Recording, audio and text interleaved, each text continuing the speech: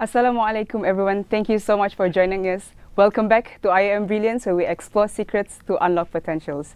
Our very goal with this show is basically to dive into the mindsets, insights and ingredients of success of IAM's very own high achievers in the field of academic, intellectual and education. But most importantly, we try to invite over our very own community who have significantly contributed to the development of our society through their works.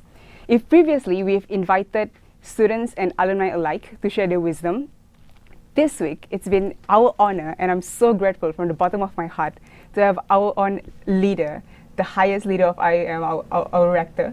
Not only because we are inviting him because he's our rector, but also for all the more achievements that we're going to share in the description later. So please join me in welcoming Professor Emeritus Tan Sri Dato Zulkifli Abdul Razak. Thank you so much for joining us. My pleasure. At IAM Brilliance. Honestly, last time when we had a meeting with the SRC, and I'm very inspired by the whole concept of philosophy of education because I'm a student of philosophy myself. Alhamdulillah. And I just want to ask this one very fundamental question. All these achievements that you have had, and we know that it's tedious, challenging, and it's hard. Why are you so super passionate about education? Start off with, I'm not sure this achievement that you call achievement is an achievement itself. But to come back to the question of education, I think education is a lifeline of every individual. Yeah. Education will help to shape the individual, the future, the country, the nation, and everything else. Yes. So in that sense, we need to invest a lot on education. But to understand education in its essence, I think is a challenge. What is education is something that now being debated. There's a lot of ideas of what education, and to a certain extent education has lost its meaning. Yeah. Once we go into the world of commercialization, the education has been commoditized, and therefore we need to go back to the very essence of education.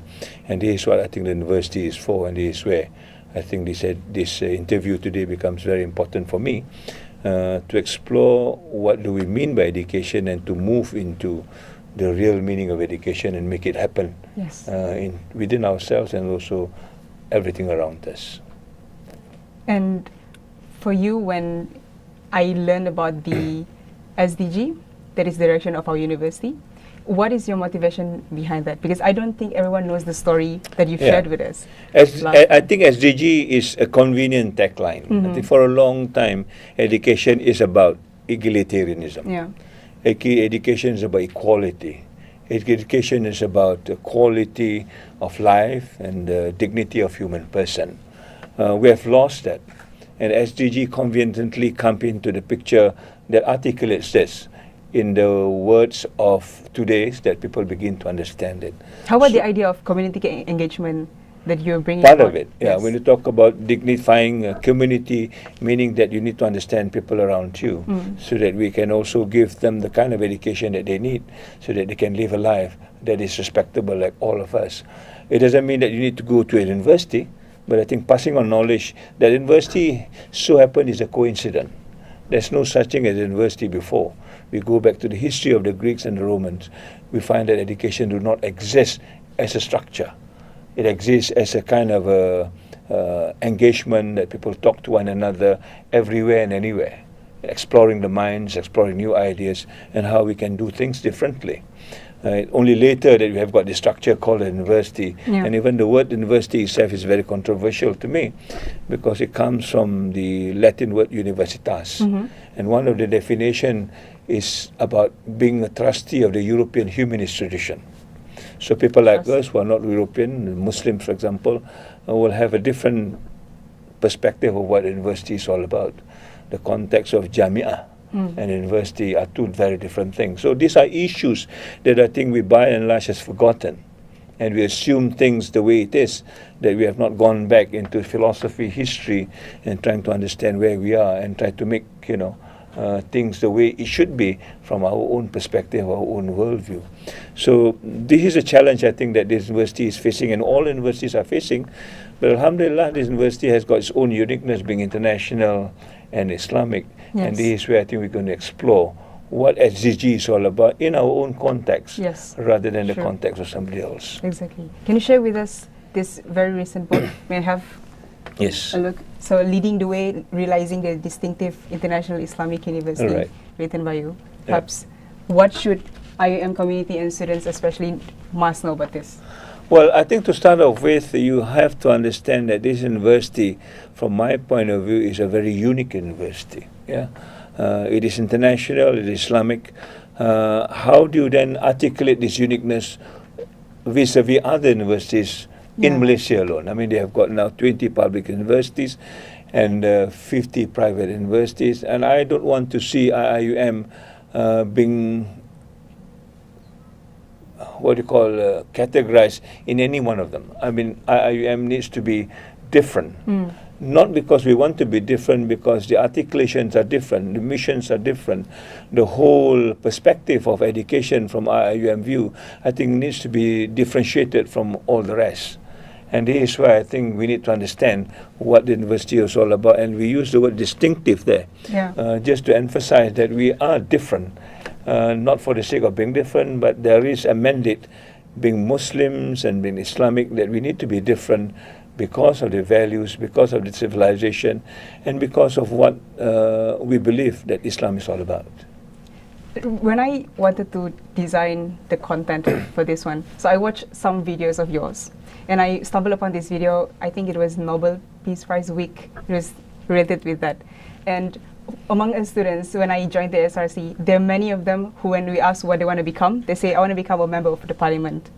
But we know that even on university level, it's very stressful. So for you personally, how do you manage with this dreaming big as well as like following through? For you personally, what is your motivation? We need to enjoy what we're doing. The moment we enjoy what we're doing, everything becomes leisure. Yeah. So it's no longer stressful. Yes. So you must know what you want. You must know what is it that makes you happy. Yeah. You must know what is it that when you sacrifice, you don't, grind and whine about it. You know?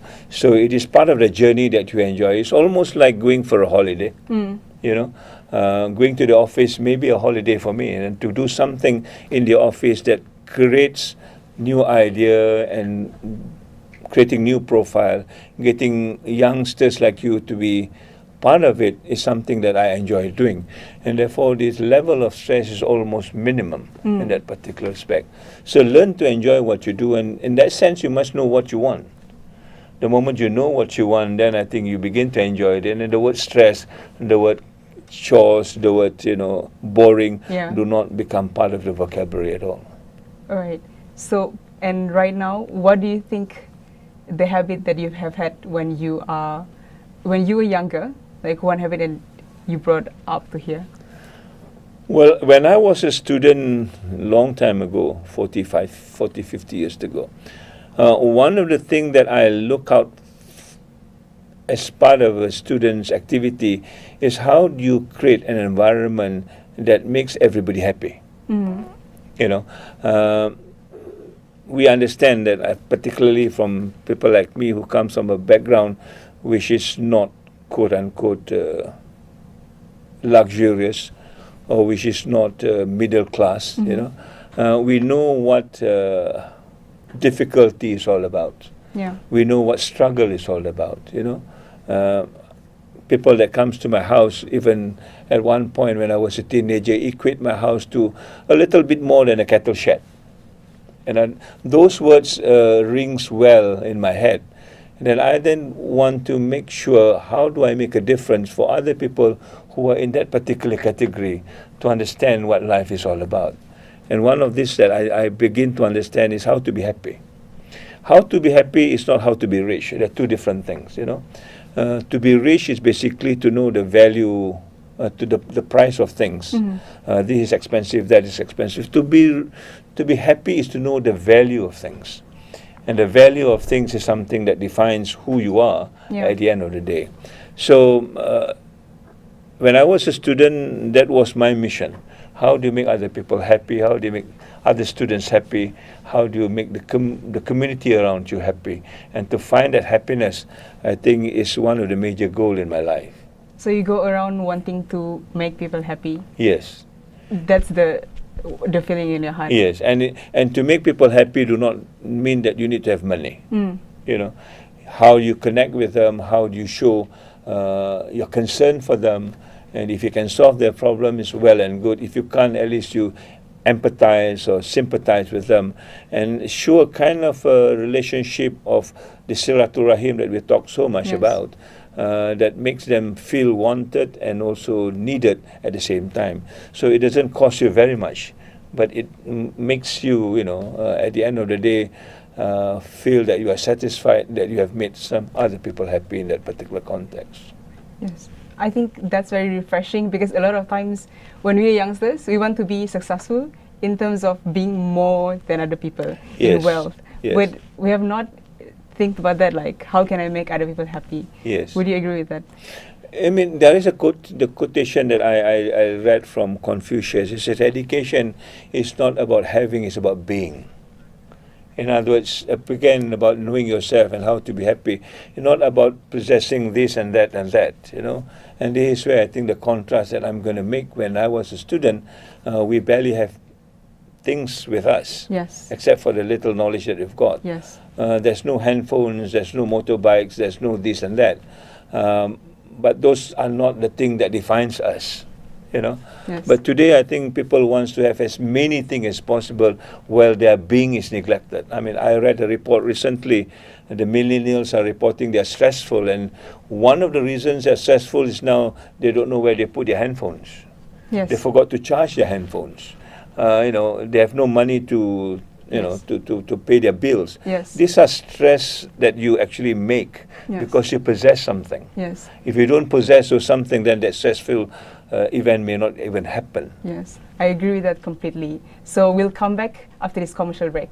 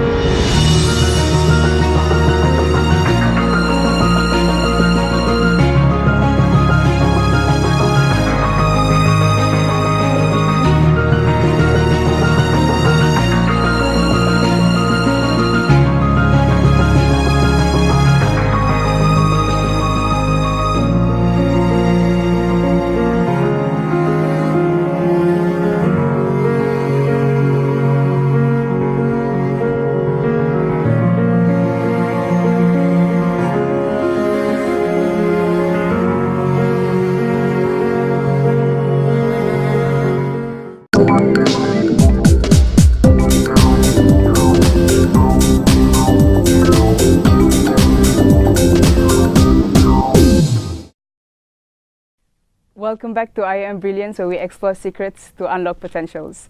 Just now we were talking about whatever that one becomes today. Usually it's a series of actions and habits that build up to that day. And we personally want to know how, throughout your life, what are the habits, perhaps 3 habits, which make you who you are today?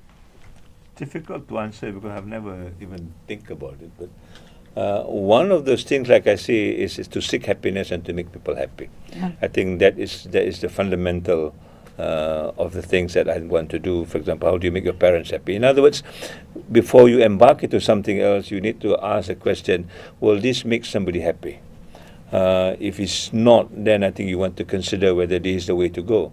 But at times, I think happiness is defined quite differently, in the sense that you need to break some barriers, you need to break some conventional thoughts. That will be another discipline that you want to have, in the sense of what are the arguments that you want to put forward, that when you break traditions and conventions, you are quite clear of what you are doing. In other words, the compass, where you're heading, I think is something which is important, which will eventually, when you create or recreate something, it will bring a new kind of happiness. I mean, the whole realm of happiness is still important in this particular aspect. So the discipline of getting things through and arguing it is something that I think you need to also be mindful of, particularly when you are in the area of education. You are so exposed to so many resources, so many people, so many ideas. Which of these ideas I think you want to put forward to make or to recreate an environment that will make people more happy in that particular sense? And the last one, perhaps, I think, is a whole question of discipline.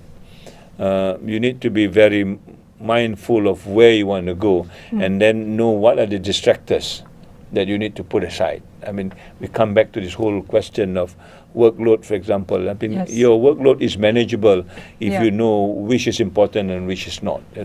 If you spend so much time on social media, then you'll certainly find that your workload becomes unmanageable, because you have sacrificed so much of your time to do something which is not important to you. So choosing and being disciplined in that particular aspect, I think, is very important. So it goes back to the question, what is it that you want to accomplish at the end of the day? One that is clear to you, then I think we can begin to decide what is important and what is not, what is urgent and what is not, and you begin to organize your life around those things.